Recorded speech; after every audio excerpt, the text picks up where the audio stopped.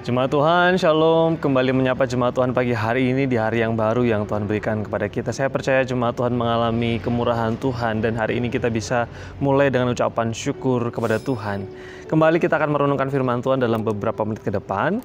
Dan di pagi hari ini saya ingin melanjutkan renungan saya di bagian pertama minggu ini.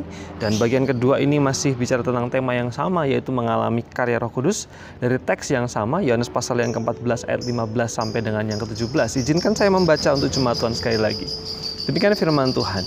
Jikalau kamu mengasihi aku, kamu akan menuruti segala perintahku. Aku akan meminta kepada Bapa dan Ia akan memberikan kepadamu seorang penolong yang lain, supaya Ia menyertai kamu selama-lamanya, yaitu Roh kebenaran. Dunia tidak dapat menerima Dia sebab dunia tidak melihat Dia dan tidak mengenal Dia. Tetapi kamu mengenal Dia sebab Ia menyertai kamu dan akan diam di dalam kamu. Jemaat yang terkasih dalam Tuhan Yesus Kristus, di bagian yang pertama dalam teks firman Tuhan ini yang kita renungkan beberapa hari yang lalu, kita diingatkan tentang Roh Kudus yang disebut sebagai Sang Parakletos. Dan di dalam bagian yang pertama itu kita belajar tentang karya Roh Kudus yang menjadi penolong, menjadi penghibur, menjadi penasehat, dan menjadi pembela orang percaya.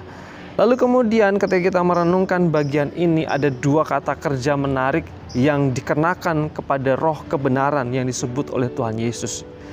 Di sana dikatakan bahwa roh kebenaran, yaitu roh penghibur, itu akan mengerjakan dua hal spesifik dalam kehidupan orang percaya.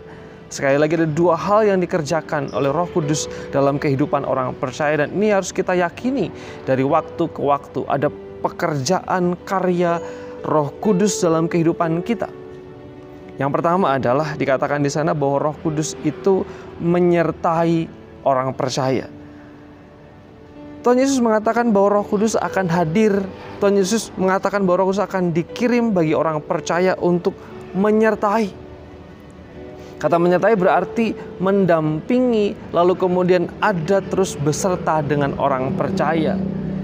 Janji ini diberikan Tuhan Yesus di tengah-tengah kegelisahan para murid yang mengalami keguncangan ketika Tuhan bilang, aku tidak lama lagi bersama dengan engkau. Dan Tuhan Yesus juga menjanjikan, kamu tidak akan dibiarkan yatim piatu, tidak akan seorang diri dalam mengarungi kesulitan hidup.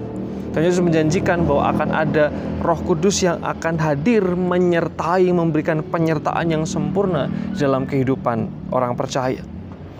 Yang kedua, karya Roh Kudus yang disebutkan di sini adalah Roh Kudus akan mendiami orang percaya. Kata mendiami di sini berarti tinggal. Kata mendiami bukan hanya mampir, singgah sementara, tetapi tinggal dan bekerja terus-menerus dalam hati orang percaya. Dua kebenaran ini sangat indah, Bapak, Ibu, dan saudara dalam Tuhan. Ketika kita merenungkan Roh Kudus, maka kita mendapatkan kebenaran bahwa Roh Kudus itu menyertai orang percaya, mendampingi orang percaya, tetapi juga bekerja di dalam diri orang percaya. Kalau kita melihat perjanjian lama, ada banyak orang-orang hebat yang dicatat dalam perjanjian lama. Ketika Roh Kudus hinggap dalam diri orang percaya, maka orang yang disebut dalam perjanjian lama itu mengerjakan pekerjaan-pekerjaan besar. Tetapi dalam perspektif perjanjian baru setelah Pentakosta yang kita renungkan kemarin, Roh Kudus tidak dikatakan hinggap, tetapi mendiami orang percaya. Ketika saya membaca cerita tentang Musa, saya terkagum bagaimana Musa bisa berhadap-hadapan dengan Allah. Ketika saya membaca cerita tentang Daud dan Salomo, saya terkagum-kagum karena mereka bertemu Tuhan dengan mimpi mereka. Ketika saya membaca tentang Elia, maka saya terkagum-kagum karena dia bisa melihat bagian belakang Allah. Ketika saya membaca peristiwa keluaran bangsa Israel, saya begitu takjub karena mereka bisa melihat bagaimana Allah hadir dalam awan kemuliaannya. Tetapi saudara jangan lupa, dalam teks firman Tuhan ini, Roh Kudus bukan hanya di hadapan kita, bukan hanya dalam mimpi kita, bukan hanya di dalam tanda kehadirannya, tetapi Roh Kudus menyertai dan bahkan diam di dalam hidup orang percaya.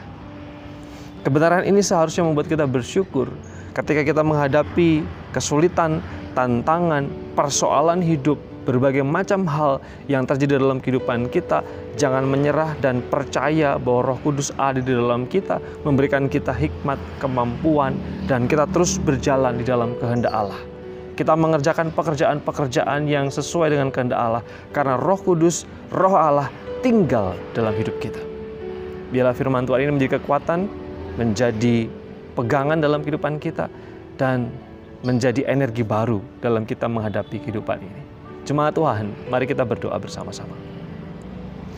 Bapa di surga, terima kasih karena kami bisa merenungkan firman Tuhan. Terima kasih untuk Roh Kudus-Mu yang ada menjadi pendamping kami, menyertai kami, tetapi juga Roh Kudus tinggal dan bekerja dalam hidup kami.